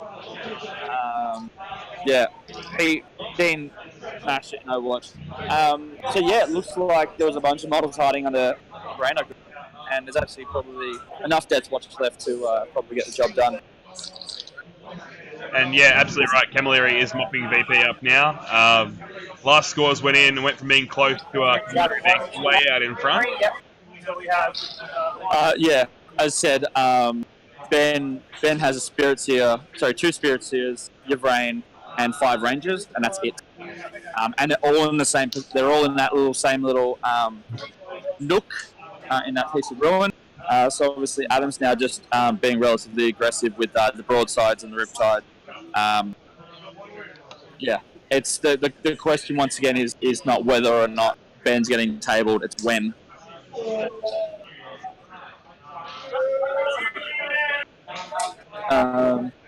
What else? I think that's. How's G-Man look? He's alive. G-Man's alive, and he's the closest model to to literally every single model in Clarke's army. So basically, he's just come out and flexed. So G-Man's he's just saying, "Hey guys, I got this. Everyone get behind me." A true Primarch leading from the front. Just like Pete, our team captain. Pete, the Australian team captain for ETC, is All right. He'll take a bullet for us from the Serbian gangsters. It's all right. So Pask is what's he on with? The big plasma. the Plasma Lehman Rust, and he's just overcharged, and he's just going to shoot everything he's got at Gilliman. So this is the classic. How many 3+ saves can I make? All the 3+.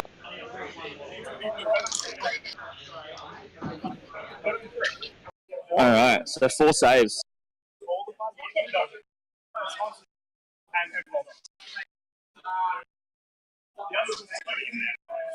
Okay. Oh mate, I chose rolling this. So it's 4 wounds, and he just rolls 4 3-ups, and Gilliman's still standing. He's got the plasma sponsors now firing. Nothing. Heavy bolters. Mate, I wish this was actually on stream right now, because Intense. as I said, well, it's Gilliman on 1 wound standing out the front. He's just taken 1 wound from a heavy bolter and saved. So, is that the entire army? That's all the pass. Okay.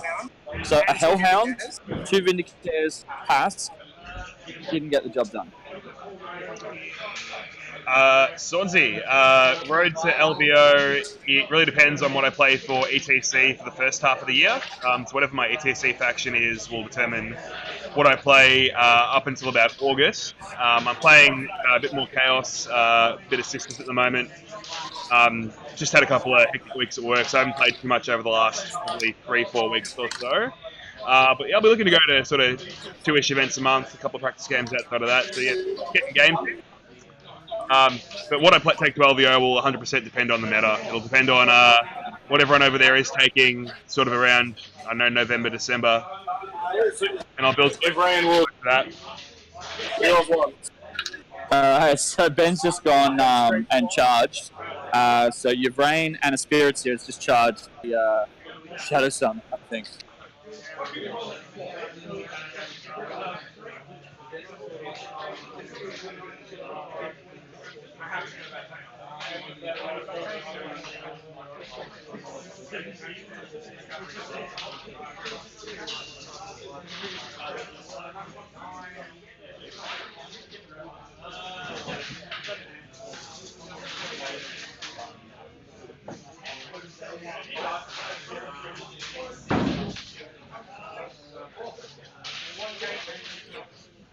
Alright.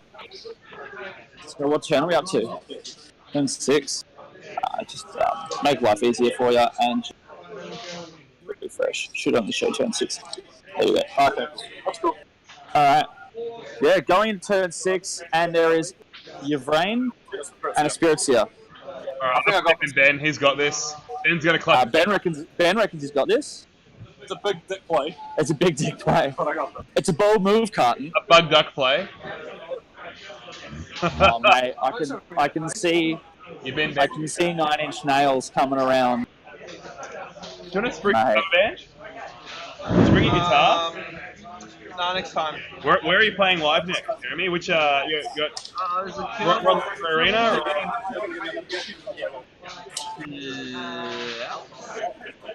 Look, for those who don't know, Jeremy is in a 9 Inch Nails cover band. He's gone. All right.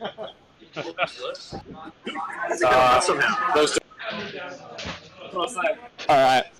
So yeah, this round is starting to wrap up for a couple of games. I'm just going to do a quick shout for the remaining time, which for those on the stream is 1 hour left. So I'm just going to yell at 1 sec. 1 hour to go! 6 minutes. 1 hour. Sean Hogan, that's 1 hour left. Please put down the sandwich. Step away from the sub.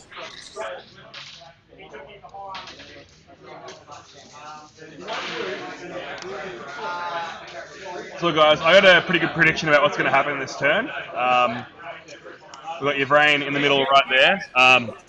Look, I got a good feeling about this from Adam's point of view.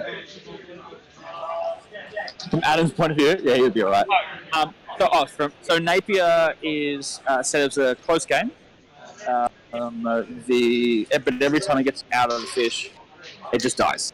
So he doesn't have too many troops left, but he's still got most of the fish.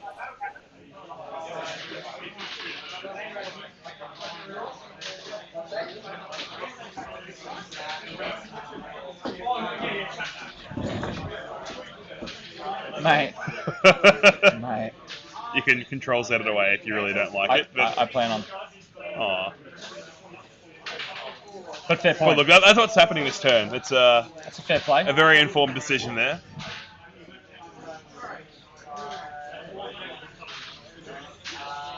All right. So I did hear your chats about LVO. You pumped?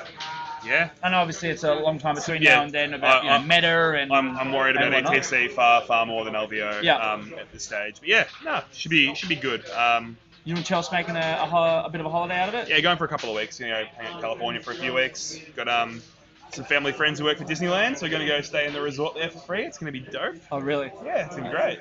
Yeah, no, it should be good. It'll be the two essentially biggest events in the world in 1 year. So Yeah. LVO and ETC. Well, Yeah. how many players does ETC get? It has. Well, it's 30-something teams for 40k at 8 each. So it'd be 240. plus AOS, which is just as big. Like if you Yeah. call it one thing, but look, there are other singles events in America that are bigger, but it's talking about the pinnacle of competitive events. ETC, LVO. Yeah. Braydog. So there'll be 5 more rounds. There'll be 2 more today and 2 tomorrow. So 4 more rounds. What did I say? 5. Because I do maths.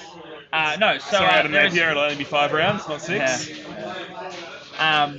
Yes, so we'll have round. Chelsea's still in the chat. Hey, Hi, Chelsea.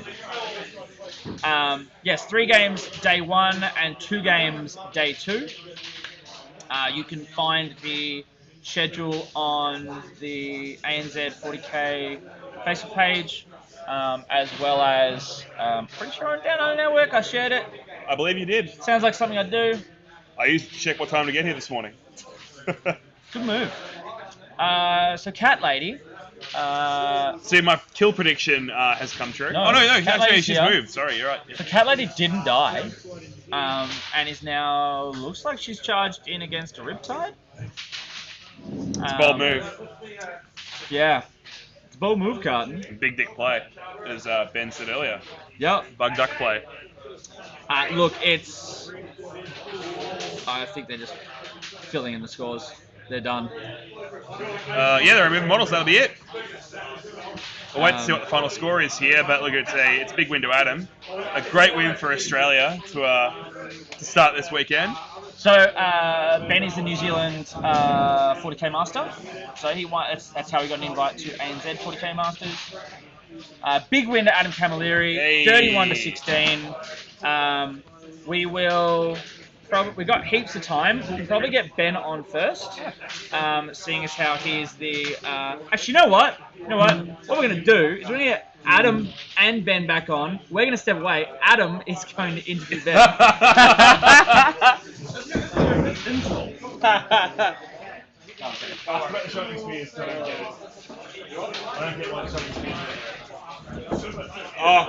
Yeah, so we just, to be honest, I wasn't quite thinking about it. Shit. Hello, Buttercups. How you doing? What's up, guys? This is Ben Clarke. Jesus. Ben Clarke. This is everybody. What a do you game. drink? Surprised me.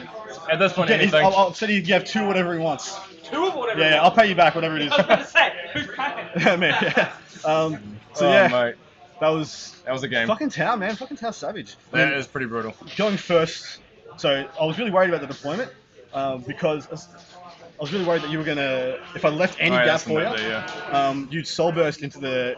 So you could literally soul burst into that L shape at the bottom Yeah. left, or into the L shape in the bottom left with the right on my Yeah. deployment zone. And so I had to measure it so you'd have like 9+ Yeah. length charges. So if you did go first, you jumped in there.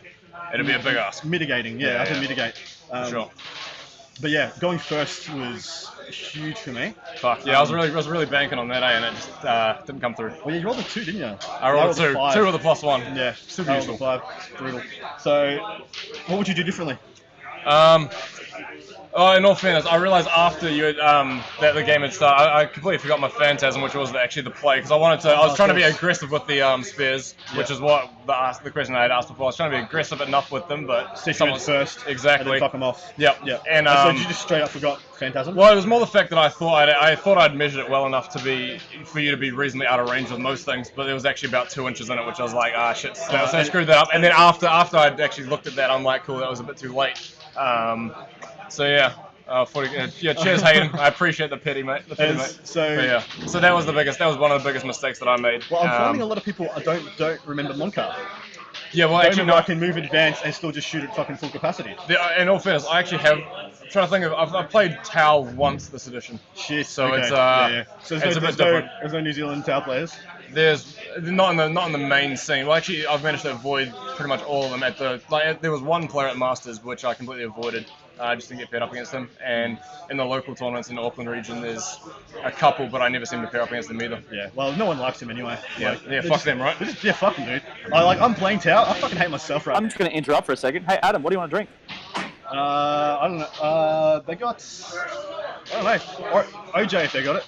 OJ? Yeah. All the hard stuff. Yeah, I don't drink, man. Oh, yeah, fair. Yeah, I gave it up like 8 years ago. I kept breaking out in handcuffs. Oh, yeah, fair. Yeah. If you had gone first, what was your target priority? Well, obviously the drones. Drones are so crucial against fighting Tau. I know that. I've seen enough of it, but I haven't had to experience it firsthand. And I don't know if it came across on stream, but I rolled fucking retarded. Yeah, it was at the point where I started shooting to the drones, and it was just 4-ups after 4-ups. It got a little bit depressing. Yeah. But, I mean, there's nothing you can do about it. It's a dice game, you know. But at the end of the day, it's just you got to try and cut your losses. At one point, I did after I mowed in a small dent in the Avara's drone set. I was like, fuck, do I just start going for more kills and just trash everything else? Yeah. But there's too much firepower that comes out of 6 models? Yeah. 3 broadsides, 3 riptides, and you're just like, cool, love it. It's absolutely crippling. As long as they're there for like 3 turns, I'm not sure I lose. Like.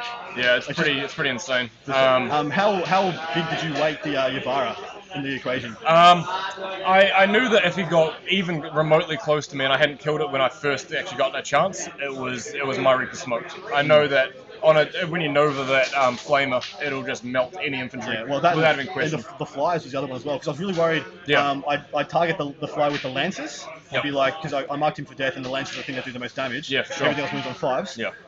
So I was like, smoke that lance one. I was like, I bet he was going to go lightning fast on it, and everything my army hits you on 6s. Yeah. And trying to get marker lights on a 6 to hit is just not going to happen ever. Yeah. Especially not getting it's reasonably more reliable when your marks, because they're on 2's base. No, they're 3's base, but they get a reroll for Cecilia. Yeah. So they'll be hitting you on 6s as a reroll. But yeah, so cheers. It was there was it was still a good game. Still enjoyed it. I mean, like I said, trying to compare, I guess what I'm going to experience throughout today compared to the New Zealand scene. I could already looking at the lists that were posted up for this tournament. I wouldn't be able to say any of them are similar to what you see. Yours is probably the closest to what you see in the 40k scene, I guess.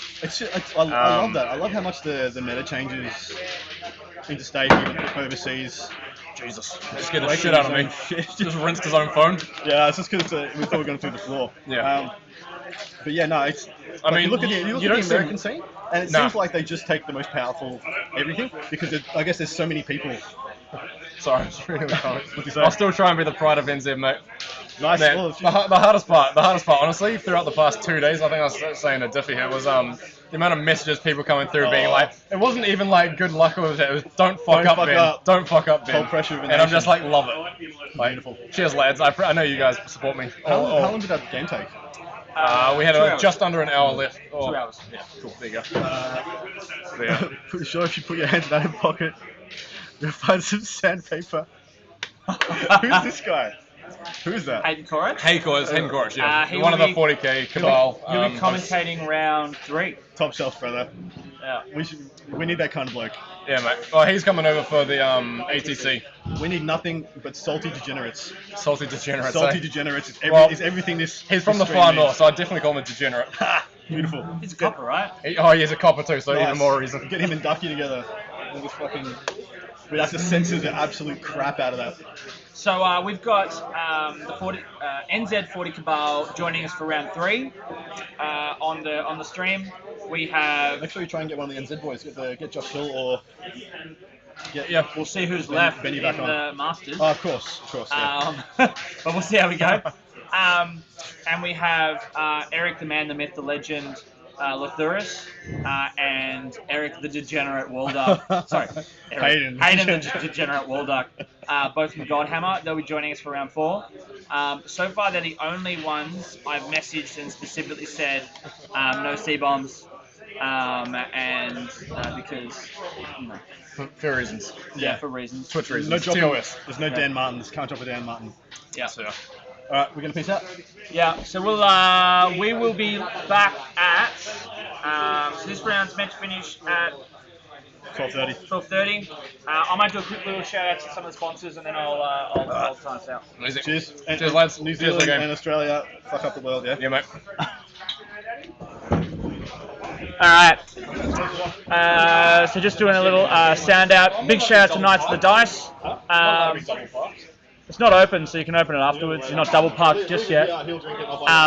Yeah, so big shout out to Knights of Dice. We have a stand for the ANZ40k Open trophy that they're supplying us, as well as an absolutely awesome deal. Head on over to knightsofdice.com. Let me just put the link in the chat. We've got a 15% off deal for our followers, watchers, etc. Basically, head on over to there and type in ANZ40k 2019 as the code, and it'll get you 15% off any non-discounted gear. They do terrain cases, they do foam, they have templates. As I said, head on over, support those who support the community. Frontline Gaming Australia, who do ITC terrain, FLG mats. Great support to the community. Once again, head on over and support those who support the community. And last final shout out to OTP Terrain, who do 6mm to 32mm 3D printing terrain. Absolutely awesome stuff. Head on over, give them some love, check out their gear, and we will be back at drum roll. I should have had this up already. I will have it in just a moment.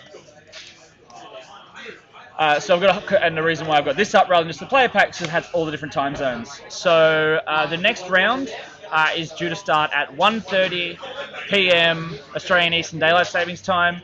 If you're in Queensland, that's 12:30 p.m. If you're in New Zealand, that's 3:30 p.m. If you're in WA, that's 10:30 a.m. And for some of our US watchers, that's 6:30 p.m. on Friday.